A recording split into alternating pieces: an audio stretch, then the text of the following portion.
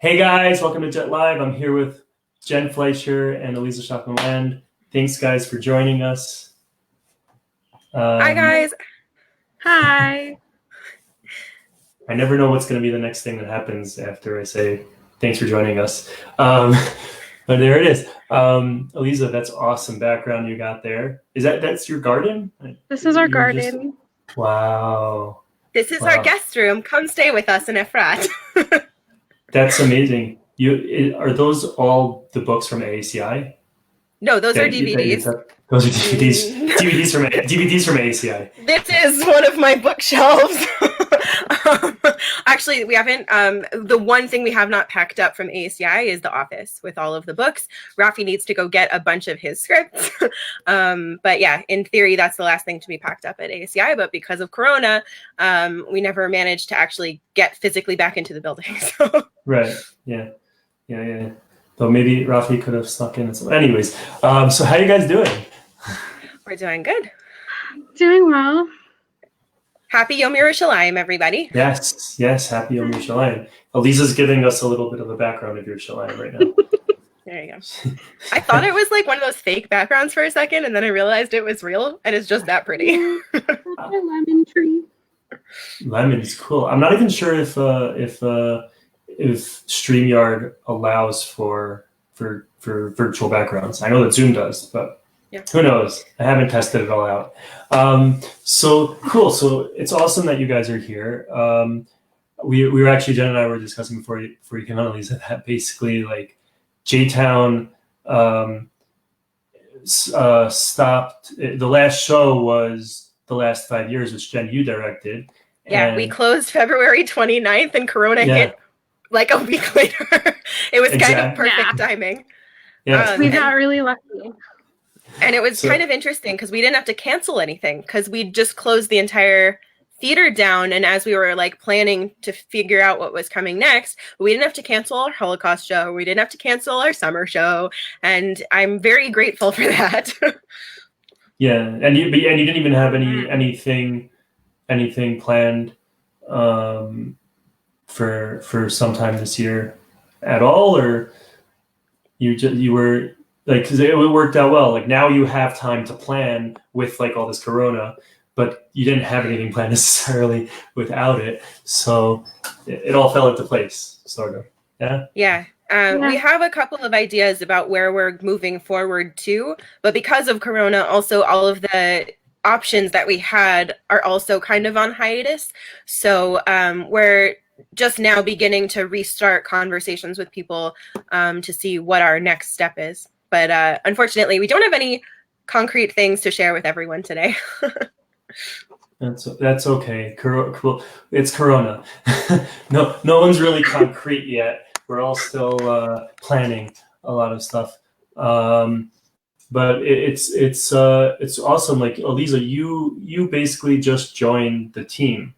So you want to talk a little bit about that, like how things are going for you? That was me saying yay. Sorry. I mean, Elisa, I know you might be joining the reunion Next to Normal on Sunday, which we're going to see how it works in StreamYard. Yeah. Planning to. You were the stage manager of that, and you've been stage manager for a bunch of different stuff. You were assistant director. You directed Free to Be You and Me, and you also starred in Avenue Q. And now you're jumping in to the next next stage as a producer. So that's awesome. It's exciting. I mean, I've been involved with J-Town for a long 8 years. I think 8 years. But the last 5 years was my first time producing anything. With Jen's help. You did a great job. It was kind of an awkward time to like step in with the separation from AACI. Mm-hmm. But I'm excited. We'll see where things go. Awesome. Jen's been helping you out a lot. That's good. Yeah. We're a team. I mean, the three of us. So me, Elisa, Aviella, who is on her way back home from work, and that's why she's not joining us at the very moment. But we're a team. So we split everything up generally there's one producer that takes charge of a particular show, but we all help each other out. So I was not producing like the number one producer of She Loves Me, for example. Aviella took charge of most of that, but I was doing social media and I was doing a bunch of other things and I was helping out backstage. Like we all help each other. I ran box office. So we all help each other, even if there is one person that's like the point person for each particular show. And that's generally how we run. Yeah. Right. And you directed the last 5 years, so like you guys were... I did. That was interesting. We actually reached out to a number of people to direct the show because we knew that it was something a lot of people had shown interest in, and a lot of people had been begging us to do it for years, and we figured now is a great time because it was a small person show. It was great for our February performance, and then everyone we asked had other responsibilities, so they weren't able to direct. So I was in my car and I was trying to figure out who could direct it. So I was listening to the soundtrack and then I started seeing it on stage in my head. And I was like, oh no, I'm the director. Crap, what do I do now? And again, Aliza, Aviella. No, but again, Aliza and Aviella, they were very, very helpful from that side too. Here she is. Yay! Hi. Welcome back. Sorry about that. No, the puppies need you. It's okay. They do. We all have dogs. I just got back from work. Yeah. Nachan, we do. We're all dog owners.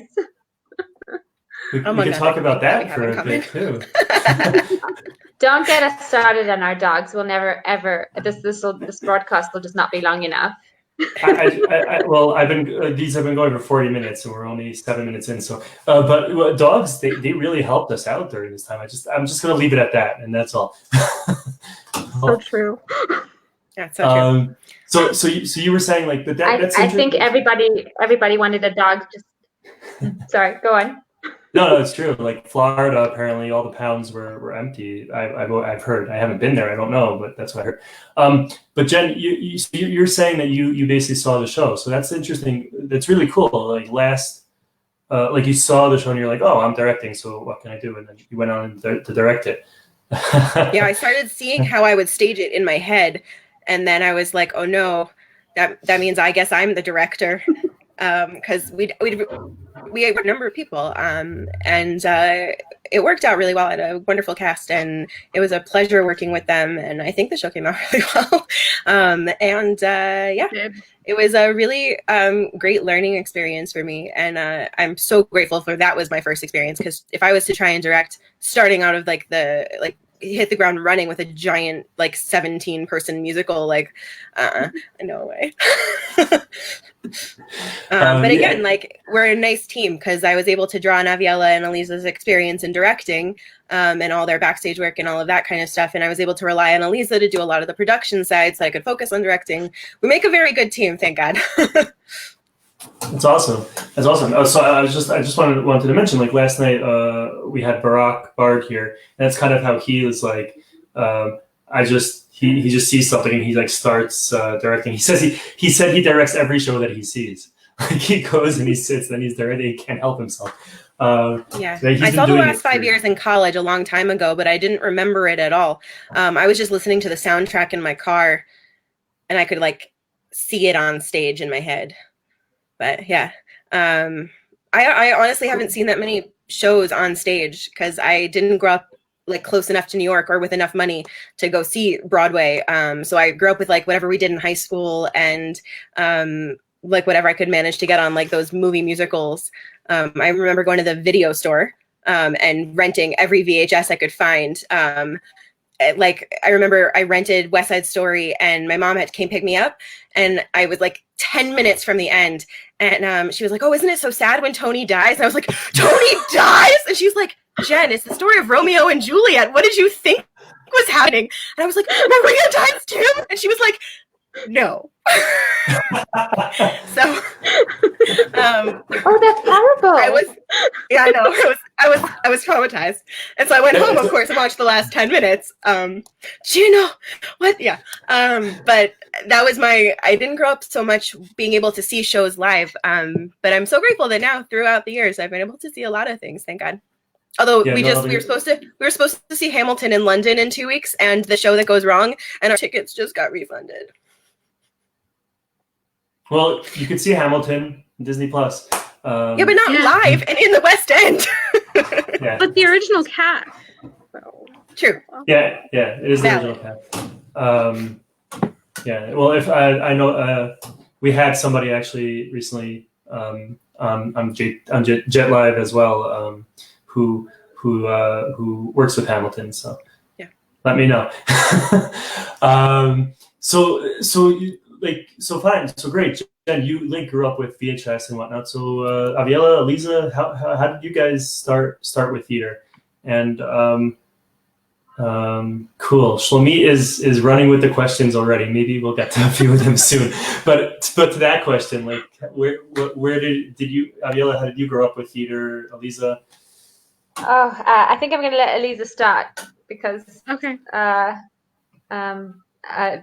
don't know where to start. It'll give me time to think about where to start. Mine's easy. I grew up. My parents took us to see Starlight Express when I was 4. In like the DC area, and then they took us to New York around Christmas time every year to go just see shows on Broadway. I saw the Nutcracker every year for Christmas. Wow. We would go stand in line in TKTS in New York and just get whatever was there. Yeah.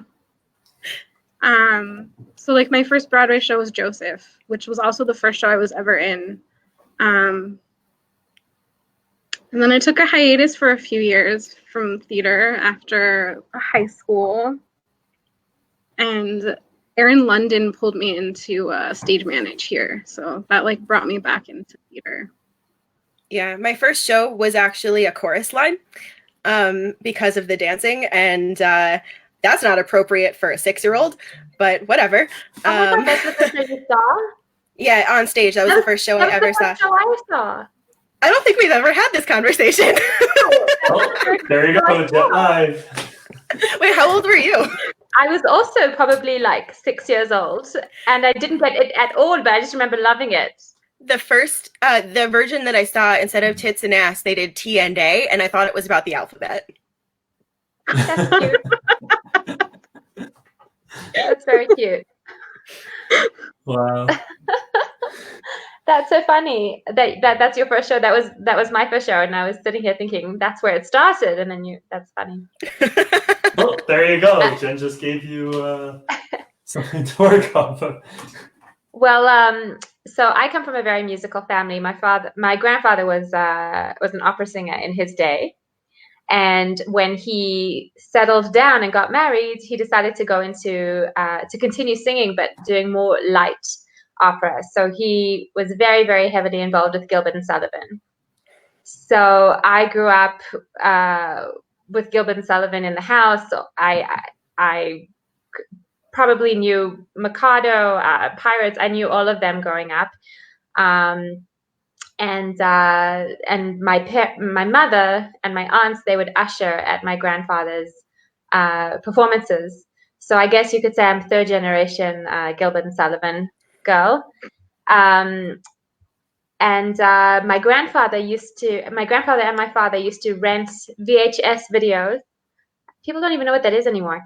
VHS videos at the video store. Wait, you did hear Jen talk about it too, right? I know. That's what I'm saying, Jen. We have so much in common.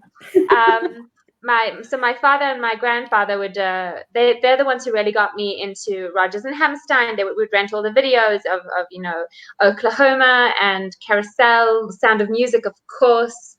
So we grew up with all these musicals in the house. And then when I was about 8 years old, I went to an open audition in Pact Theatre, which is like the Broadway of Johannesburg, if you will. And I was one out of 500 kids that came out to audition for a production of The Wizard of Oz. And I got in. I was a munchkin, probably the third one in the second row or whatever. And that I guess inspired me. I was that's it. From then on, I always performed. I was always involved in something or other. I performed on a professional scale in South Africa, and then when we made Aliyah, I was just shy of 14, and in my mind, I thought we were coming to Israel and that I would never probably perform again, because there's no theater in Israel, and how I'm so happy that I was so wrong about that, because we have such an incredible community that's only growing and expanding, and the talent is unbelievable. It's true that it's not necessarily professional as far as the word professional means, like under that definition of professional, but I definitely believe that the performers and the quality of the performers and the communities that we have here are, in my opinion, professional. The dedication, the love for the art, the hard work, and the real heart that everybody brings to their work, it's the best. We are so blessed to have such a wonderfully talented community. And more than that, it's not just that everyone is so amazingly talented in their own sphere. We have a beautiful community. It really is a community, and it's fantastic, I think. So when I was in college, I was told that I couldn't do shows anymore because I was becoming religious and I wouldn't do them on Shabbat. So I joined an a cappella group and basically gave up on theater. And when I moved to Israel, you guys were literally my first family, because I knew I was in Israel on my gap year. And Aviel, I have a story for you. I don't know if I've ever told you.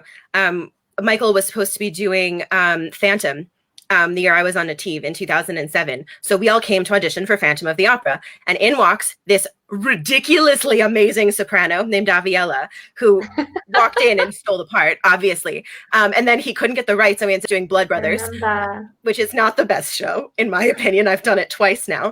But I was in such awe of you, Aviella. I met Eleanor and Aryeh Kaufman. And then I came back when you guys were doing Oklahoma. I was here for the summer, and I went out to dinner with Eleanor for her birthday. And Aviella walks in. I was like, oh my God, that's that girl who was going to be Christine. And I remembered this from like however many years later. And at that dinner, you brought this random guy, and that's when I met Ricky. But he doesn't remember this at all, and there are no pictures. So who knows? So it didn't happen. Exactly. But I remember you auditioning for Christine in 2007. That's crazy. I just have to throw it in. Blood Brothers happens to be Jake's, like, one of his all-time favorite musicals. It's very repetitive. I can't account for his taste. He usually has very good taste. I don't know. Sorry. Back to you, CB. Well, everyone has different tastes, I'm sure. I mean, I'm sure you guys also, when you discuss what shows you're going to be doing, there's different opinions. That's an interesting question, though, because it also is what's appropriate for our stage. That's more of what we have discussions about. But that's the same thing. Some people will say like this is appropriate, this is appropriate, and what you can do with that, how you can do it. Different people have different visions. I'm going to throw out a Shalmeet question. Which one was I going to throw? She asked like 5 already. Here we go. We'll do this one. You guys can see this on the screen, I think. No? Mm-hmm. It froze. There. Oh, yeah, I'll do it again. Oh, that's a good question. Wow. It's different for every director. Yeah. It's also different for every show. Yeah. I think familiarizing yourself with the script or music is the first job, because you have no idea what to look for if you don't know what voice parts you're looking for, what kind of characters there are. The last 5 years was the first show that I directed, but I've helped other directors in their process. I was producing Steel Magnolias, and Shiri Burzak, it was her first time directing. We had a lot of conversations about like prior to auditions, like what the show was about and the different kinds of things you should look for. I think that's the first step, in my opinion. I think what Jan said is spot on. I think it really, really depends on the show. I think also with the exception of maybe one show, no, I don't know. I think Jen is spot on. Like, it really depends. Is it a musical? Is it a play? what can our stage handle? The work in preparing for auditions is tremendous. Like, we start auditions, like let's say for example, I usually start my productions for our November shows. Like I traditionally for the past several years have directed the November show at J-Town Playhouse. And rehearsals usually start end of August. But my work on the project, my work from the very beginning in preparation for auditions and for the show itself, usually starts somewhere around May, June. Because you also have to build your team. You have to make sure that you Yeah. have your That's what I was gonna say. production staff and your musical director. You always set your calendar, like the entirety of your calendar, way ahead of time to make sure that we have the space, and then we get kicked out, but we at least had it in the calendar at one point. Yeah, I think When I think you have to- directed, when I directed, it was a little different because I had like a vision for a project, and then we couldn't get the rights for the show. So I had a whole team put in place before I actually got the rights for a show. I actually had a show staged before we got the rights for it. But You that's a also different had the story. entire production done before we got the scripts in the mail. That's true. Right. So, I think there's also an aspect where we were also producing as well as directing, and to produce is completely different to directing. Yeah. Producing and directing are two completely different things. People always say, like, what is a producer? What does a producer do anyway? You know what we do? Everything. Everything. It's And I definitely have a very hard time now dividing, like separating the two. So when I think about directing a show, I'm automatically thinking about the production side as well. Yeah. Is that an We've just interesting segmented question that for way. people? Like what our production checklist sort of looks like? that's a very, very interesting question. Totally. Like, what is it's part of that process. I mean, Abila, you've produced and directed almost every single one of the shows in J-Town. So it is harder to separate them, but they are different jobs, and how that works. It's different from, and it's been talked about in some of the Jet Live talks about what a producer does outside of our community is very different from what our community producers do, and also what a director does outside of our community is probably very different from how we do certain things in certain ways. There's a lot of overlap, but there's also a lot to learn from what goes on in different communities, and so that would be great to talk about. I'm just going to put this question out there because I think it's also pretty interesting. Shlomi, thank you again for this one. Have there been shows that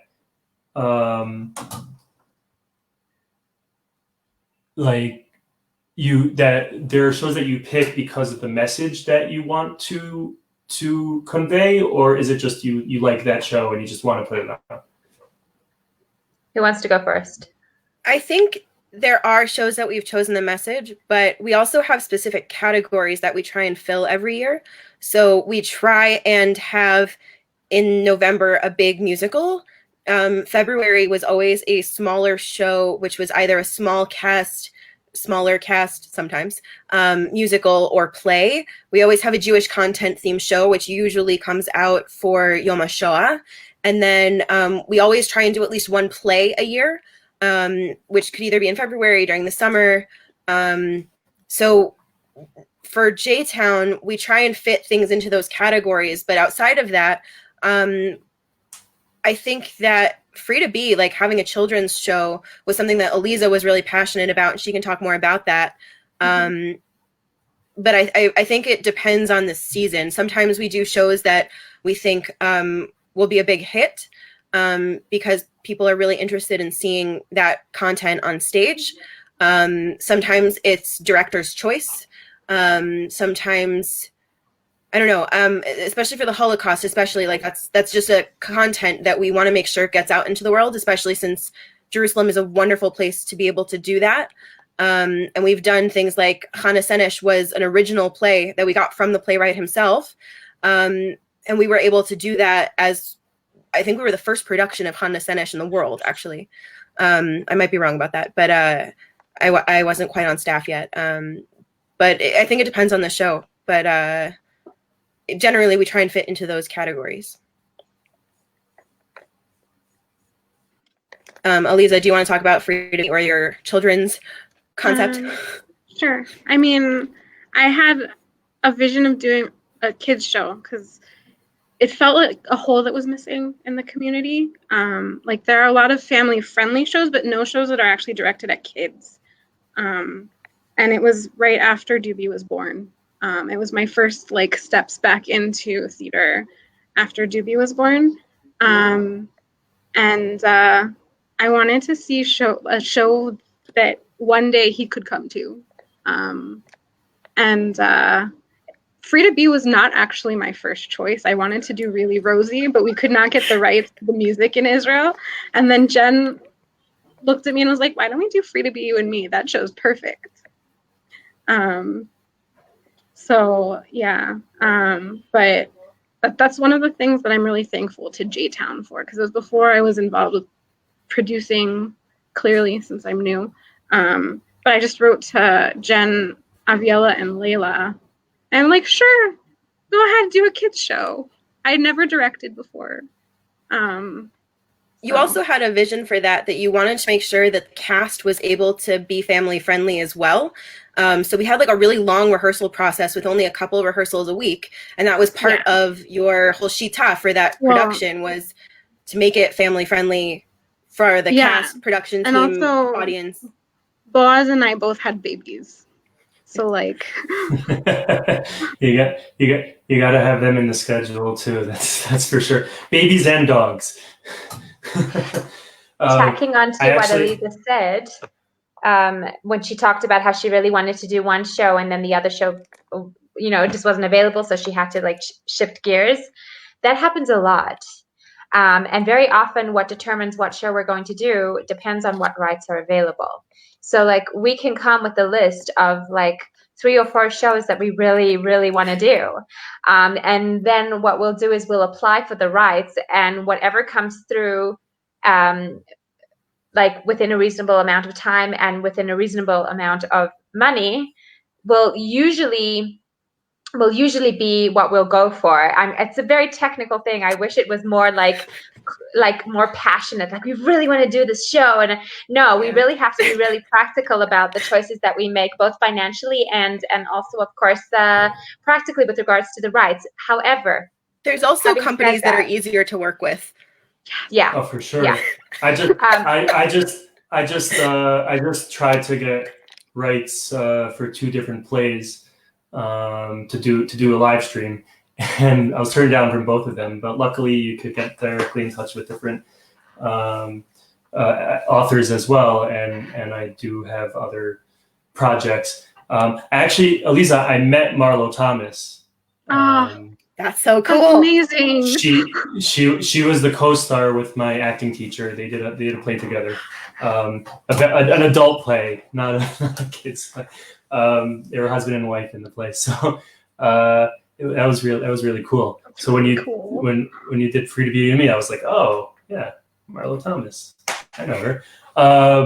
For like 2 seconds, I met her. Yeah. Wait, sorry, I interrupted Aviela. Didn't mean to. Oh no, it's fine. So I was saying it's not always a question of what we can be passionate about. It's a question of practicality. However, what I was going to just end with is that very often the show that we land up putting on, the message comes through without even knowing it. And so for me, that's kind of like divine in a way. When I started, I took on, for example, when I took on Cabaret, I had no intention whatsoever of ever putting on that musical. But Chaim really, really, really bugged me about it. And he was like, we have to do it. We have to do it. We have to do it. And I was like, okay, we'll do it. And and then we started the production, and it just came at a time where anti-Semitism started rising rapidly. I don't know what happened over 2018, but anti-Semitism worldwide shot up by something almost as much as 40% in some countries and demographics, and hit a pretty nasty peak with these shootings and all these things that were happening around the time that that we were preparing for and put up Cabaret. So, you know, everything is really divine. Everything, you can start a journey with all the practicalities in place, but it's very rare that you don't fall in love with and find meaning in the project that you're working on. Well, I have to say, like, your director's messages, J-Town's in particular, but Raviola also, like yours in particular, or in general, the J-Town Playhouse director's message is always really thoughtful and meaningful. I think I've read all every time I open up. That's like the first thing you see, and they really are really good and really amazing. Really do carry on a message. So, and that happens through the process. I'm sure, like your process. We've also been blessed with an amazing set of directors. J-Town is one of the few companies that changes directors all the time. Like Aviela's generally been doing our big fall show, but we've had new directors. Like I said, Steel Magnolias, it was Shiri's first time. Yardena has done 2 shows in the last couple of years. Aliza was her first time directing. We've had Layla. Rafi directed last year. I directed for the first time. Devora, like we've had a lot of people come through and direct. Malka did Butterfly. We've had some really amazing people get their start in J-Town. But also I think sometimes, like, when you're not directing every single year and you're not directing all the time, it's something really special. So people put a lot of effort into making sure that their chance is really something special. And I've really enjoyed working with all of these people that have come through J-Town and seeing where they go afterwards also. Yeah. Also, just to slightly correct something you said before, CB, when you said that I'd done the most directing and producing at J-Town, I wouldn't say that that's a fair analysis. I feel like the work is heavy and shared by the 3 of us quite equally. I think I've just been there the longest as opposed to Aliza and Jen, but as far as working as a team goes, you know, I think we all share and we all have our strengths, and we all really, you know, try to help and support each other and work. And we work well as a team. I'm very lucky to have Jen and Aliza. I think the work is really, and Layla before that. Yeah. I think we've always, it's never been like just one person. And obviously Rafi is the one that started all of this. Yeah. And it was you, Raphael, and Layla. And then when Wendy had the baby, I took Raphael's position. And then when Layla left, Aliza came in. Although it was the 2 of us for a while, which was a nightmare. Aliza, we're so grateful for you. We love you. Like it really has been a team effort, like from the get-go. I love this question by Daniel. I love this question. What inspires us to carry on? Coffee. You guys. Coffee. 100%. I was going to say wine. I was going to say wine, but I think wine and beer. Well, let me tell you something. When in Layla's days, every production meeting was accompanied with a bottle of wine. Just letting you know. But when I was a stage manager, part of my job as the stage manager was to take the director home after rehearsal and give them alcohol. Yep, that was me on a regular basis. But that's what how inspires we calm you down. What inspires us? It's you guys. It's you, our cast. It's our audiences. It's this incredible gift that we have to bring this amazingly unique craft to Jerusalem audiences, and not just Jerusalem audiences. We have people coming in from all around the country to see our shows. We have people stepping in from Ra'anana, sometimes from Beersheba, from the north. You know, people come from all over. And even our cast members are from Cholon and Lod and Tel Aviv and wherever. You know, we have people coming from everywhere. It's you guys. You are what it's all about, really, because there is nothing without you guys. And Daniel, I just have to shout out to Daniel. You are one of the most insanely talented actors I've ever had the privilege of working with. You are welcome in any one of my shows, anytime. To add on to that, I always say that like I'm not going to do I don't do a show necessarily for the show itself. Like I will definitely be a cast member or be part of the production staff if it's a show that I'm not like, woohoo, I love this show so much. If I love the people. And the people are the reason that I do theater. It's my outlet to have friends and to be social, and the people are what make it so special, and that's what gets me through all of the stresses and the frustrations. That, and when we're doing a musical and there's that perfect harmony and you get like the goosebumps on your skin, and you know that you've created something really amazing, because musical theater for me is one of the great arts in the world. And I love, there's just these moments that are created, and when you can actually put them on stage rather than in your headphones or on a screen, there's something really special about the audience connecting with that moment also. So I know when I was directing the last 5 years, there were a couple of moments where you could audibly hear the audience gasp, but I knew it was coming. And every night that moment was just very special for me. And like on behalf of my actors, like I knew that they got the reaction that they deserved. And it's really, really special. So I'd say for me, it's the people that I work with that make it worthwhile. But you can have social situations for a lot of things. Why I do theater is because theater itself is special also. I agree. Definitely the magic of theater. Like the community adds 100% to it. But like I had this aha moment when I was stage managing. Oh, Jared! He's leaving us. He's supposed to move here forever. But I had this aha moment in my first rehearsal that I was stage managing a little night music. And then I was sitting there and watching them rehearse, and I was just like, this is amazing. What these people are creating is just amazing, and that's why we do this.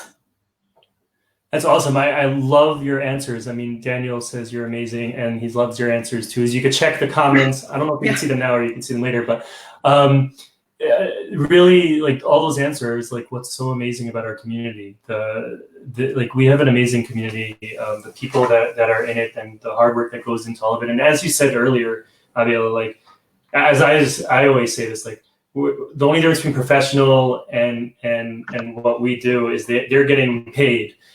When they go on stage, for the most part. They also have a lot more support. And they do because there's so much funding in it. There's so much funding in it, and they have like 8-hour rehearsals and whatnot. But the effort, the amount of time that you put in to make your shows what they are, and the amount of time that the community puts in is it's what makes our community so fascinating, so amazing. Shalini wants to know what the first show you stage managed was, Aliza, and then we're gonna start wrapping up with like one last question and yeah. My first show, I was assistant stage manager for It's Not You, Well Maybe It Is, and then I never left. The one that Rafi wrote that with Sarah? With Sarah Rosenberg. Yeah. One of my best friends was the director. Aaron London was the director. And I was in a really dark time. And she brought you on. I met Aliza when she was the Chipmunk stage manager for Second Star to the Left. Which hopefully we'll be putting on YouTube and sharing with everybody. I'm updating our YouTube channel. So check out J-Town's YouTube channel. Quick shout out. I'm going to be putting stuff that we can legally put up with rights. A lot of the rights say that you can't film things. So unfortunately, we can't share everything. But the things that we can share and that I can find copies of will be going on YouTube over the next couple of months. Cool.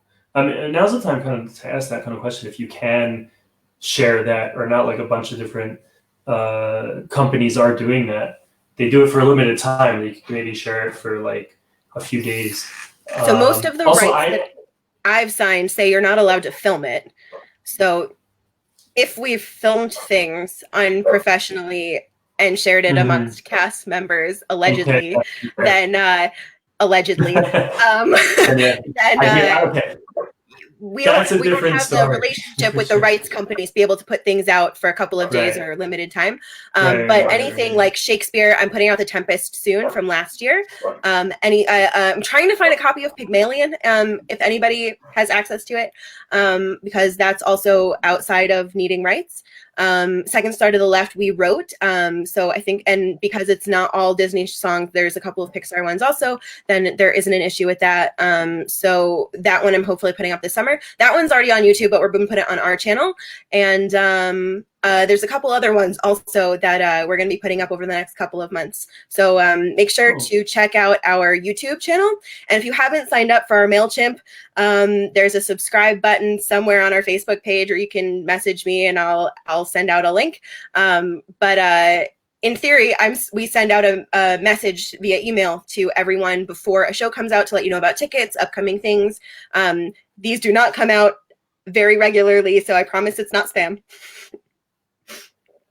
It might go to your updates. But there's actually a thing on YouTube which says like it's copyright noted or something like that, and if you're not making money off of the video, then it's possible to keep it published. Something like that. I saw that with a couple. I posted about because I did clips of the theater that I did like Next to Normal and Spring Awakening and the issue is whether or not you have the rights to actually film it in the first place.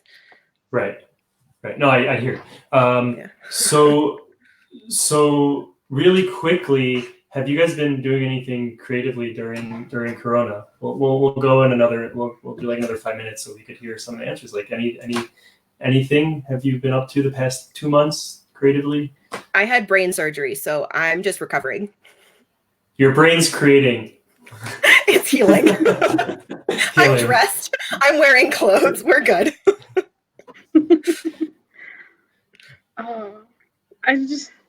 I've been working, and until last week had my 3-year-old home with me most of the time. So not so much time for doing too much creative stuff, although I have been learning ukulele and guitar. So that's something. That's awesome. For anybody that doesn't know, Aliza actually wrote the song that the spirits sang in The Tempest last year. Cool. And are you going to play the ukulele and the guitar at the same time? Is that possible? Hold one under the other.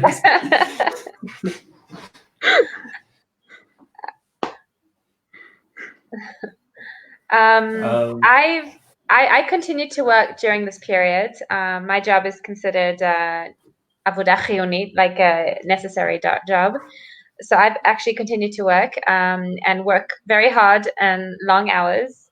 It's been a very busy period. However, I discovered that I have a pretty good green thumb, and I've been getting into a lot of gardening and planting, and it's been a lot of fun to spend time outdoors. We're very, very privileged and lucky to have an apartment with a garden.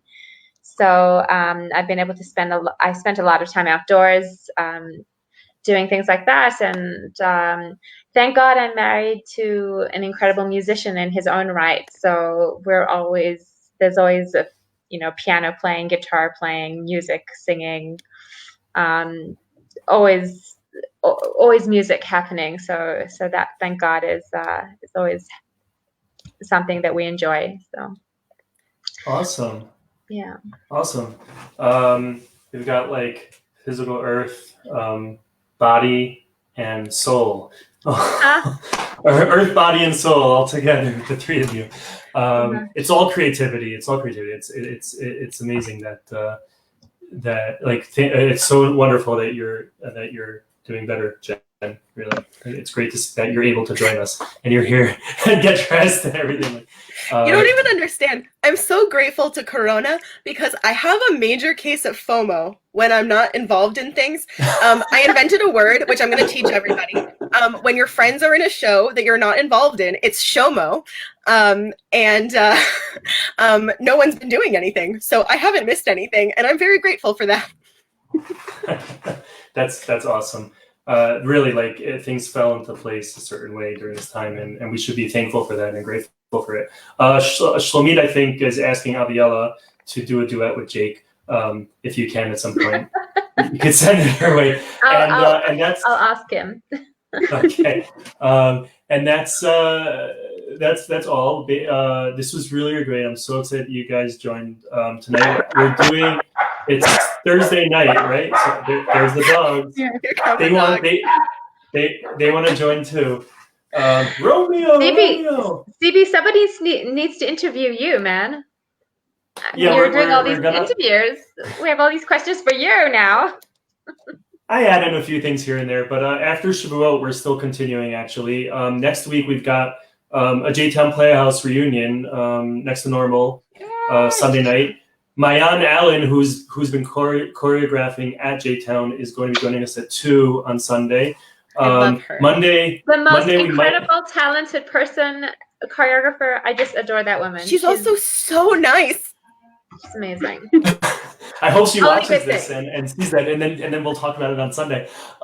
Monday we've got hopefully a special awesome surprise. I'm working on that.